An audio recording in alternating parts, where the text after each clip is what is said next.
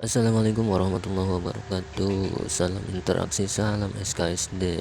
Kali ini saya kedapatan kulkas inverter merek LG. Keluhannya kulkas tidak dapat membuat es batu. Ternyata di sini kompresor sebentar hidup sebentar mati ya lur.